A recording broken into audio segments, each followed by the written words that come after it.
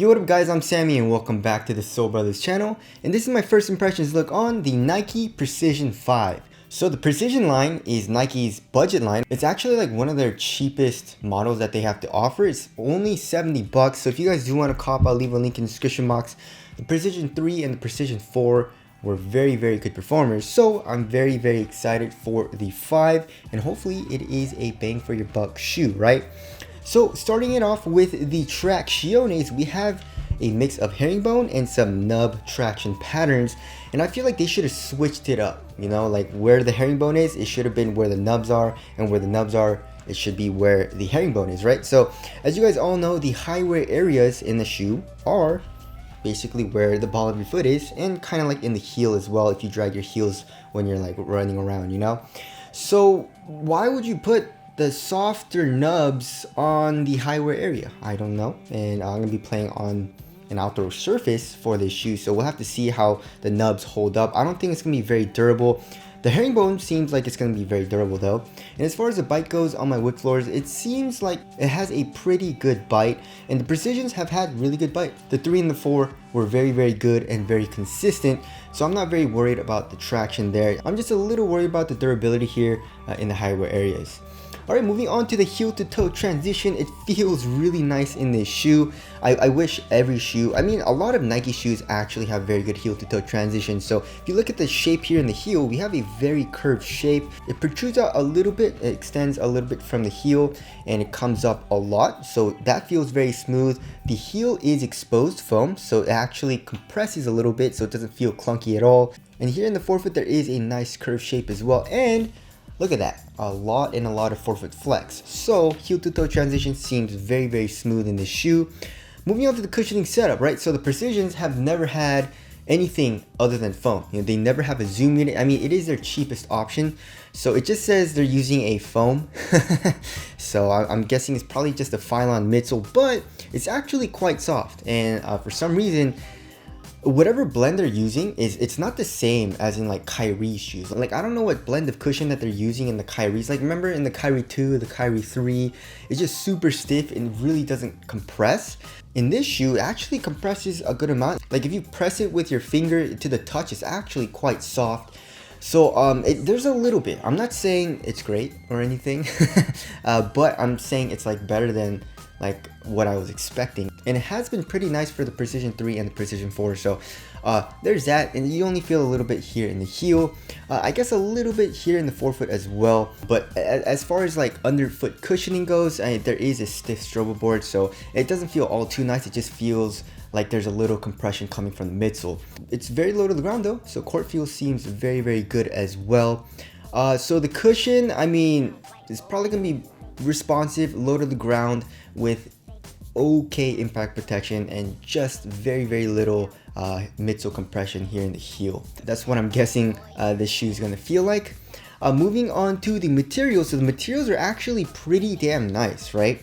For a $70 shoe, this material has better quality than the KD13, than the Kyrie 7. I mean, they're using like really crappy like mesh materials, but here in the Precision 5, they're using like a really nice like textile material. You can see the individual stitches. It's very thin, but it feels soft and actually quite nice as far as quality goes. It feels great on foot, and then coming up here into the midfoot area, it stays really thin, and then here in the ankle area we have very minimal padding as well, and the tongue has very minimal padding. So as far as like an on foot like feel goes, it feels really thin, very minimal. There's no padding.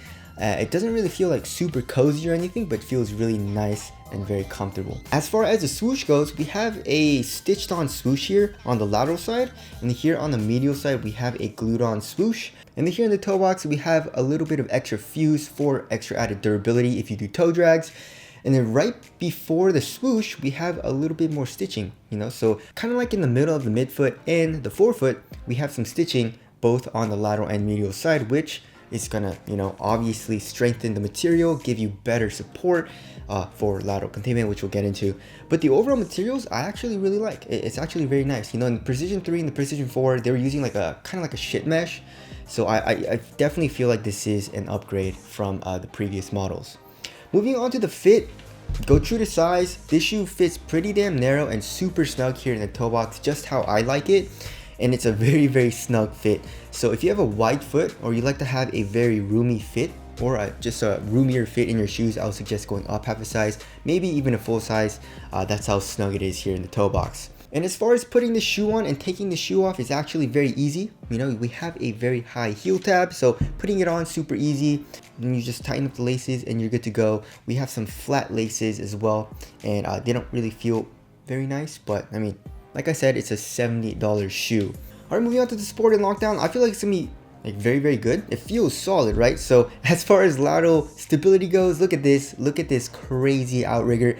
A $70 shoe does it better than the LeBron 18. I mean, like, why can't you just add a little bit of this? You know, it's literally like 5 millimeters, you know what I'm saying? So we have that's gonna improve lateral stability, so you feel stable and also you're low to the ground, unlike the LeBron 18s, you know? And then for lateral containment, here in the forefoot, the foam comes up, you know, acting as a sidewall. And like I mentioned before, we have the extra stitching, which strengthens up the material and gives better support for lateral movements. And then here, there's really nothing in the midfoot. I guess the foam does come up a little bit, but here in the heel, we have an internal TPU heel counter. Here on the outside of the material, we have like a synthetic material, which is kind of stitched on, but it's not really a heel counter or anything. I feel like it's more just for design. But you know, Support and Lockdown feels like it's gonna be very good in the shoe. All right, moving on to the weight. This shoe is gonna be super light. I'm guessing like 10 ounces, 10 ounces, 9.95 ounces. So very light, extremely light actually. The average weight of my shoes is around 12.5 ounces. So, you know, it's kind of that cheap light. You know, like I always say, cheaper shoes have less tech and usually they feel a lot lighter because of that. So it's not necessarily a bad thing, but I'm just telling you guys it feels a little cheap light. But, you know, like I said, it's a very light and minimal feeling shoe on foot.